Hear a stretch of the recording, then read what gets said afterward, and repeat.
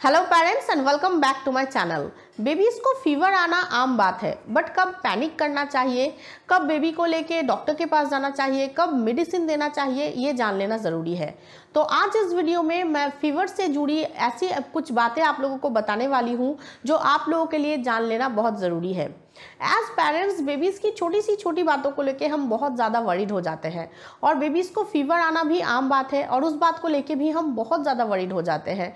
तो बेबीज़ के फीवर से जुड़ी कुछ ऐसी बातें मैं आप लोगों को बताने वाली हूँ जो आपकी ये जो चिंता है वो बहुत हद तक कम भी करेगा और आप लोगों के लिए ये सारी बातें जान लेना भी ज़रूरी है। तो वीडियो को बिल्कुल भी स्किप मत कीजिएगा, वीडियो को पूरा देखिए। आज इस वीडियो में बेबीज़ की फीवर से जुड़ी बहुत सारी बातें आप लोगों को जानने को मिलेगा और अगर ये वीडियो पसंद आ जाए तो बिल्कुल लाइक कर दीजिएगा और मेरे चैनल को भी सब्सक्राइब कर लीजिएगा। तो चलिए आज का वीडियो शुरू करते हैं। जनरली एक बेबी का typical body temperature on an average 98.6 degree Fahrenheit होता है, बट ये जो बॉडी टेम्परेचर है वो वैरी करता है। सुबह सुबह बेबी का बॉडी टेम्परेचर 96.8 डिग्री फ़ारेनहाइट तक हो सकता है और शाम होते होते बॉडी टेम्परेचर 100 डिग्री फ़ारेनहाइट तक भी पहुंच सकता है। जैसे कि मेरी बेटी का बॉडी टेम्परेचर 99 डिग्री फ़ारेनहाइट के आसपास रहता था करीबन 2 सालों तक, बट जब तक बेबी का रेक्टल टेम्परेचर 100.4 डिग्री फ़ारेनहाइट या उससे ज़्यादा नहीं होता है तब तक यूजुअली उसको फीवर नहीं बोला जाता है। मतलब हो सकता है कि आपकी बेबी का बॉडी गर्म हो गया है और उसके चिक्स भी लाल हो गया है, बट बॉडी टेम्परेचर अभी भी 99.99 डिग्री फ़ारेनहाइट है, तो यूजुअली उसको फीवर नहीं बोला जाता है। इनफैक्ट मेरे बेबी का जो डॉक्टर है उन्होंने हमसे ये भी कहा था कि जब तक बेबी का बॉडी टेम्परेचर 100 डिग्री फ़ारेनहाइट के ऊपर नहीं जाता है तब तक हम उसको मेडिसिन भी ना दें।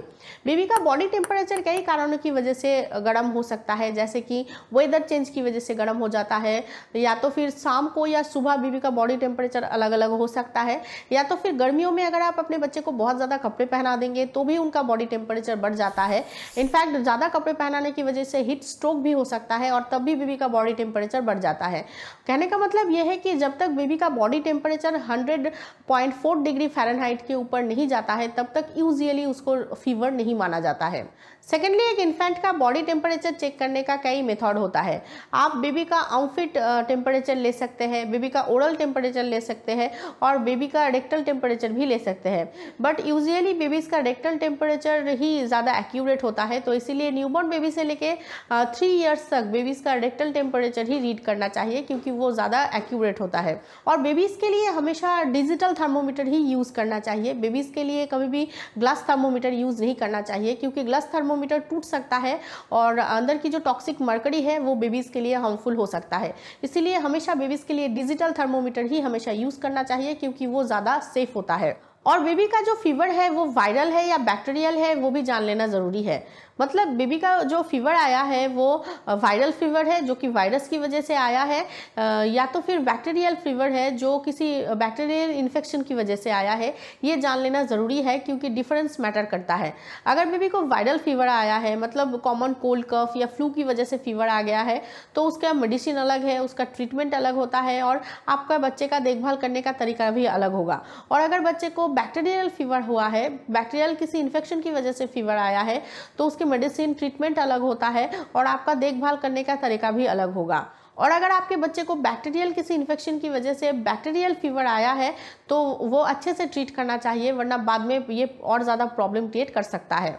और यहाँ पे एक और इम्पॉर्टेंट बात यह है कि अगर आपके बेबी का एज 3 मंथ है और उसको अगर फीवर आया है तो आपको बेबी को लेके तुरंत ही डॉक्टर के पास जाना चाहिए और अगर डॉक्टर ना मिले तो तुरंत ही बेबी को हॉस्पिटल में भर्ती कर देना चाहिए क्योंकि 3 मंथ से छोटे बेबीज़ का जो फीवर है वो कभी कभी भयानक हो सकता है।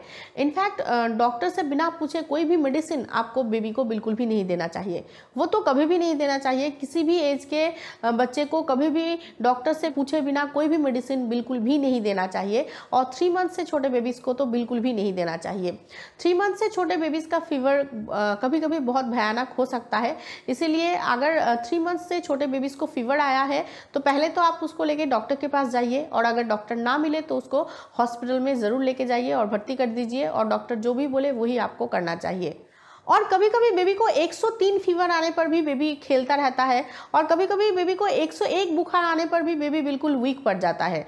क्योंकि बेबी को फीवर आना ये कोई सीरियस इलनेस नहीं है, इसकी वजह से बहुत ज़्यादा घबराने की बात नहीं है। मतलब अगर आपका बेबी नॉर्मल जैसे बिहेव करता है, फीवर आने पर भी वो अगर वैसे ही बिहेव कर रहा है तो वो बहुत ज़्यादा घबराने वाली बात नहीं है। बट बेबी का जो फीवर का सिम्टम्स है वो देखना ज़रूरी है और उस सिम्टम को ट्रीट करना ज़रूरी है। एक्चुअली बेबी इन्फेक्शन से फाइट करता है जिस वजह से उसको फीवर आता है, तो अगर आप सिम्टम्स को ट्रीट करेंगे तो बेबी का फीवर अपने आप ही चला जाएगा। तो फीवर का नंबर कितना भी हो, आपको सिम्टम्स को ट्रीट करना चाहिए। अगर आप बेबी के फीवर का सिम्टम्स को ट्रीट करेंगे तो आपके बेबी का फीवर भी अपने आप चला जाएगा। और बच्चे को फीवर आना मतलब आपके बच्चे का इम्यून सिस्टम अच्छे से काम कर रहा है। बच्चे का बॉडी जो है वो इन्फेक्शन से फाइट कर रहा होता है जिस वजह से उसको फीवर आया है, तो मतलब उसका इम्यून सिस्टम अच्छे से काम कर रहा है। और कभी कभी आपने देखा होगा कि बच्चे का बुखार अपने आप ही ठीक हो जाता है।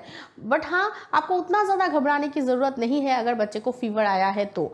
हाँ, ऑब्वियसली आपको बच्चे को मेडिसिन देना है, उसका अच्छे से ख्याल रखना है, बट बहुत ज़्यादा घबराने की ज़रूरत नहीं है। कभी कभी आपने देखा होगा कि बच्चे का जो फीवर है वो अपने आप ही ठीक हो जाता है, और ऑब्वियसली आपको मेडिसिन भी देना पड़ता है, कभी कभी बहुत ख्याल भी रखना पड़ता है। बट ये एक गुड साइन है कि आपके बच्चे का जो इम्यून सिस्टम है वो अच्छे से काम कर रहा है, इन्फेक्शन से फाइट कर रहा है, इसीलिए उसको फीवर आया है, because fever is a good response. And last but सबसे इम्पॉर्टेंट बात यह है कि बच्चे को डॉक्टर से बिना पूछे कोई भी मेडिसिन फीवर के लिए आपको नहीं देना चाहिए।